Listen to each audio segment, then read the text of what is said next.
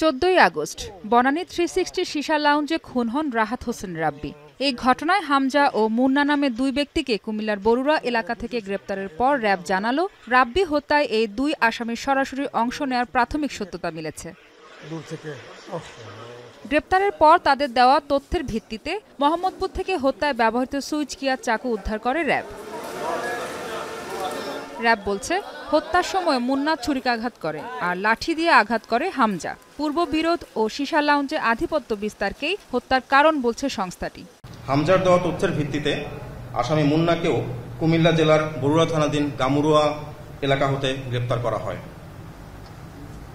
উল্লেখ্য যে বর্ণিত হত্যা মামলা রুজু হওয়ার পর অতি দ্রুততার সাথে উক্ত ঘটনার সাথে প্রত্যক্ষভাবে জড়িত আসামি মুন্না এবং হামজাকে গ্রেপ্তার করতে সক্ষম হয় র্যাপিড অ্যাকশন ব্যাটালিয়ন র্যাব 1। পূর্ব শত্রুতার জের ধরে ভিকটিম রাহাতকে হত্যা করা হয়েছে বলে আসামিদ্বয় প্রাথমিক জিজ্ঞাসাবাদে স্বীকারোক্তি প্রদান করেন।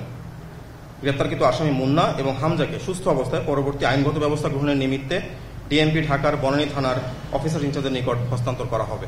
এদিকে দেশের শিশা লাউঞ্জ অবৈধ হওয়ার পরও কিভাবে রাতভর মাদক নির্ভর ব্যবসা চলে তা নিয়ে মাদকদ্রব্য নিয়ন্ত্রণ অধিদপ্তরের সঙ্গে কথা বলে শিগগিরই অভিযান চালানো হবে বলেও জানায় র্যাব। এখন সেটা আমাদের দেখতে হবে হচ্ছে যে মাদকদ্রব্য নিয়ন্ত্রণ অধিদপ্তর কি বলে। তো আমরা তাদের সাথে কথা বলে যথাযথ কাগজ নিয়ে কাগজপত্র প্রমাণ সাপেক্ষে দেন আমরা অভিযানে যাব। রাব্বি হত্যায় বনানী 360 ডিগ্রি লাউঞ্জের মালিক ইব্রাহিম খলিলকেও আসামি করা হয়েছে। ব্রিফিংয়ে আমাদের ব্যাটালিয়ন এখানে আসার জন্য। মাহফুজা বৃষ্টি, এখন, ঢাকা।